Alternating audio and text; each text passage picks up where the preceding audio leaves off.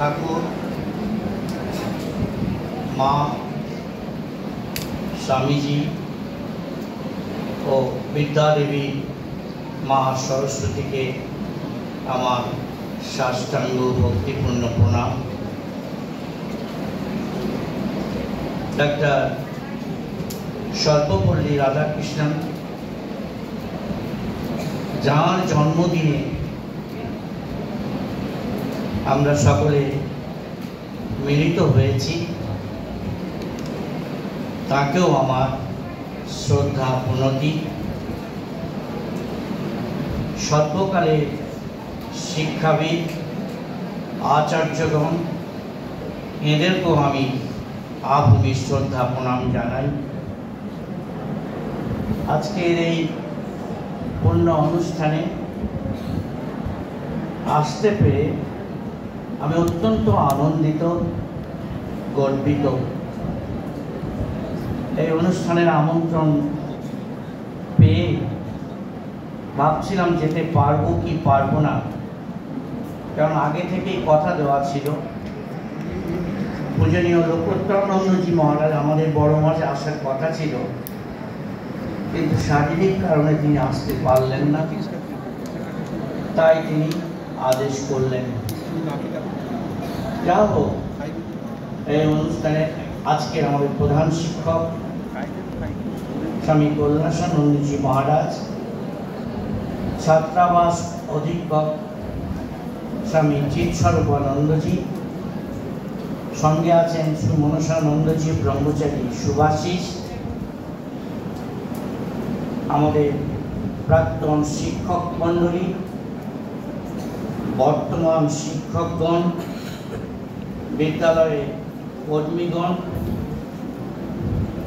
এবং অভিভাবকরা যদি এসে থাকেন তাদেরকেও আমি আহ্বান করছি।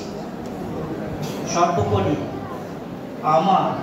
আমাদের সকলের প্রিয় ছাত্ররা, প্রতি বছর এই শিক্ষক দিবস আমরা পালন করি, অন্তত আমাদের বিদ্যালয়গুলিতে। এটা ভারতীয় সংস্কৃতিতে একটা সুন্দর প্রথা ও আবেগ। এই অনুষ্ঠানের মধ্য দিয়ে আমরা শিক্ষকদের মহিমা কীর্তন করি।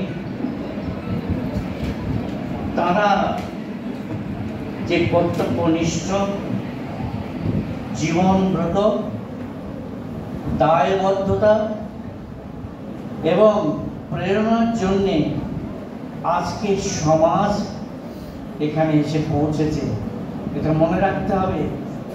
শিক্ষকদের অকুণ্ঠ সহযোগিতা এবং আমাদের চেতনাকে জাগ্রত করার একটা বিপুল প্রচেষ্টা, সেজন্য আমরা সকলেই ঋণী শিক্ষক সমাজের কাছে।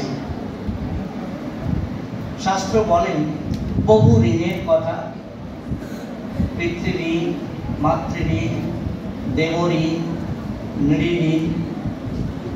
শিক্ষকও কিন্তু একটা ঋণের মধ্যে পড়েন। কোনো ঋণই কিন্তু পরিশোধ করা যায় না,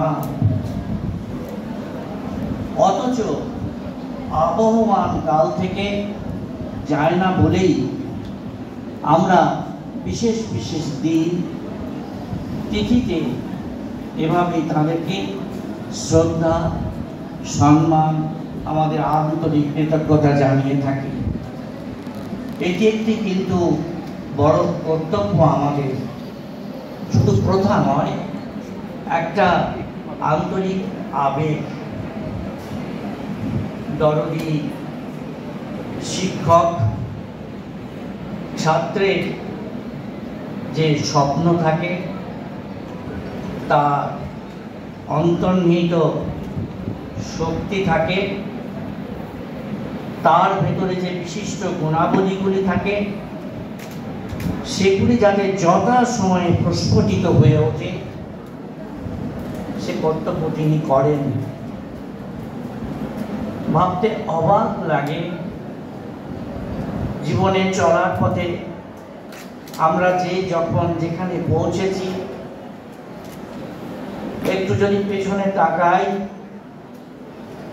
সর্বোপরি মনে পড়ে পিতা মাতার পরেই যেটি প্রধান শিক্ষক মহারাজ বললেন, শিক্ষকের দায়িত্ব, তার কর্তব্য, চিন্তা আমার জন্য কত গভীর ছিল। তাই জীবনে আমি এই পথ চলতে পেরেছি। আমার ভবিষ্যৎ জীবনটি কেমন হবে, কি সুন্দর পরম মমতায় গড়ে দিয়েছেন তিনি, তাই আমি গর্ব অনুভব করি নিজের জন্যে এবং শিক্ষক মহাশয়ের জন্যে। সুন্দর একটি সমাজের প্রয়োজন আছে এবং সেই সুন্দর সমাজে আমি একজন সুনাগরিক হয়ে উঠব, প্রবুদ্ধ নাগরিক হব। এটাও কিন্তু ছাত্রের একটি স্বপ্ন। নাগরিক হতে হবে, সমাজের একজন হয়ে উঠব, প্রকৃত অর্থে মানুষ যাকে বলে সেটি। এর দায়িত্বটি কিন্তু প্রথামাফিক শিক্ষার সঙ্গে সঙ্গে শিক্ষক স্বেচ্ছায় নিজের হাতে তুলে নেন। ভাবতে অবাক লাগে এই সব বিষয়গুলির জন্য তাদের কাছে আমাদের কত ঋণী আমরা। ঠিক সেই তার মহিমাকে স্মরণ করে আমরাও ভাববো, আজকে ছাত্র যারা, সমাজের যে কর্তব্য আছে, দায়বদ্ধতা আছে, এই সমাজ আমাকে অনেক কিছু দিয়েছে, তার বিনিময়ে আমি অবশ্যই কিছু দেব।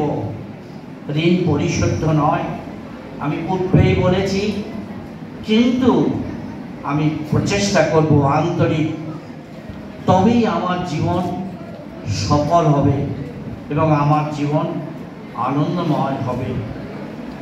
তাই প্রাক্তন শিক্ষকগণ, বর্তমান শিক্ষকগণ, ভবিষ্যতের শিক্ষক যারা হবেন, তারা সবাই আমাদের গভীর শ্রদ্ধা,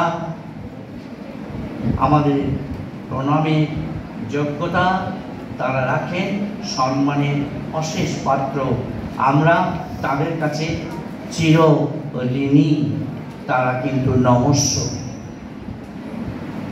আসি ছাত্রদের কথায়। ছাত্র এবং শিক্ষক একটা মধুর সম্পর্ক, দাতা ও গ্রহীতা। একজন স্বেচ্ছায় দিতে চান, কোনো কিছু বিনিময় নেই, হয় জগতের কাছে যেন আমরা কিছু নতুন দিতে পারি। এই প্রার্থনা ঠাকুরমা স্বামীজি, বিদ্যাদেবী সরস্বতী মায়ের কাছে রেখে শেষ করলাম। সবাইকে আন্তরিক শ্রদ্ধা, নমস্কার, ভালোবাসা, ছাত্রদের শুভেচ্ছা।